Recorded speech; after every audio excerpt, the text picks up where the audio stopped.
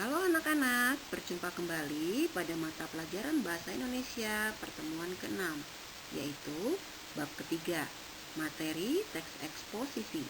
Silakan buka buku paket Bahasa Indonesia kalian pada halaman 59.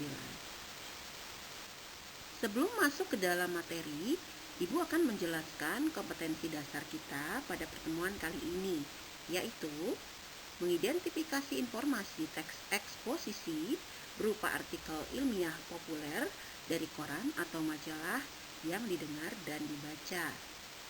Lalu, menyimpulkan isi teks eksposisi artikel ilmiah populer dari koran dan majalah yang didengar dan dibaca. Indikator pembelajaran yaitu menganalisis ciri teks eksposisi, menganalisis gagasan atau argumentasi dan fakta dalam teks eksposisi, dan menyimpulkan isi teks eksposisi yang dibaca. Baik anak-anak, Ibu akan mengingatkan kalian kembali dengan jenis-jenis teks.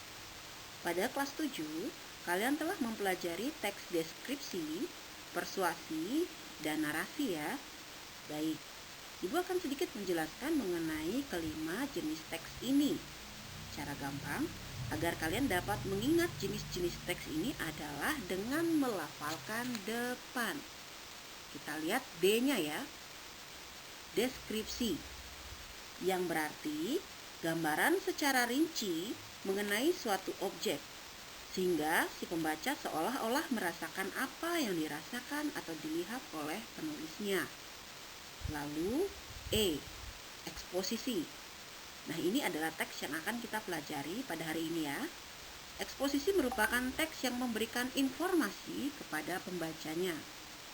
Lalu P atau persuasi merupakan teks yang mengajak atau memengaruhi pembacanya sehingga si pembaca mengikuti seperti apa yang dimau oleh si penulisnya. Selanjutnya adalah A, argumentasi. Adalah teks yang menyampaikan pendapat kepada pembacanya. Argumen ini bersifat subjektif ya anak-anak. Dan yang terakhir adalah N, narasi. Nah, narasi ini sudah tidak asing lagi bagi kalian ya. Contoh teks narasi ini adalah cerpen, fabel, novel, dan masih banyak yang lainnya.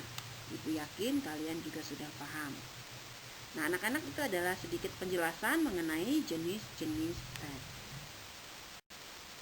Selanjutnya kita akan berfokus pada teks eksposisi. Nah, kita lihat di sini adalah pengertian dari teks eksposisi. Adalah teks atau paragraf atau bisa juga disebut karangan yang terkandung sejumlah informasi dan pengetahuan yang disajikan secara singkat, padat, dan juga akurat. Pendapat lain menyatakan bahwa teks eksposisi adalah jenis teks atau ragam teks yang memiliki fungsi menyampaikan gagasan. Nah, gagasan berupa pemikiran tentang suatu topik ya. Untuk mempertegas masalah yang disampaikan, biasanya dilengkapi dengan gambar, grafik, dan data statistik yang bertujuan agar pembaca mendapatkan informasi dan pengetahuan dengan sejelas-jelasnya. Anak-anak sudah mulai paham ya? Baik, kita akan melanjutkan kembali. Lalu apa gunanya teks atau paragraf eksposisi ini dalam kehidupan sehari-hari? Anak-anak, ragam teks eksposisi sering digunakan dalam konteks komunikasi sehari-hari, baik secara lisan maupun tulisan. Misalnya, ketika melakukan diskusi dalam forum seminar atau diskusi, seorang menyampaikan argumentasi dalam debat pendapat atau lainnya. Anak-anak, paragraf eksposisi ini dapat dikatakan ilmiah atau non-fiksi ya, jadi bukan cerita yang sifatnya hayalan. Anak-anak, ada dua unsur utama dalam teks eksposisi, yaitu fakta dan pendapat. Ibu yakin sebagian besar dari kalian sudah dapat membedakan apa itu fakta dan apa itu pendapat. Di sini Ibu memberikan masing-masing contoh. Yang pertama, virus corona merupakan penyakit zoonosis, artinya ditularkan antara hewan dan manusia. Contoh kedua, hindari langsung atau berkaitan dengan orang yang sakit. Nah, dari dua kalimat ini, manakah yang merupakan fakta, lalu mana pula yang merupakan opini? Pasti tahu ya? Iya, benar sekali, Nak. Yang pertama adalah fakta, lalu kalimat kedua merupakan opini. Di PPT juga dapat kalian lihat kalau fakta itu kebenarannya bersifat umum dan dilengkapi dengan adanya bukti data.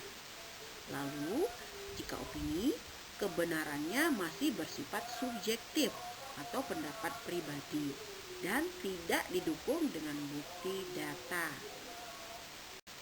Anak-anak, lalu bagaimana cara menentukan kesimpulan dari teks eksposisi? Ada 3 cara.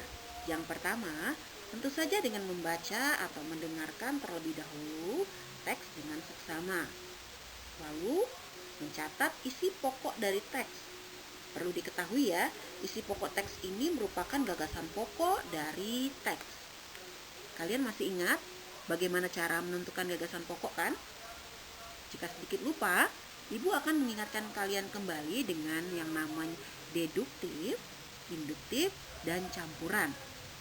Nah, deduktif ini artinya letak gagasan pokoknya atau gagasan utamanya berada di kalimat pertama. Untuk induktif itu sebaliknya ya anak-anak ya. Jadi letak gagasan utama atau ide pokoknya itu di kalimat terakhir. Lalu campuran, letak gagasan pokoknya berada di kalimat pertama dan kalimat terakhir.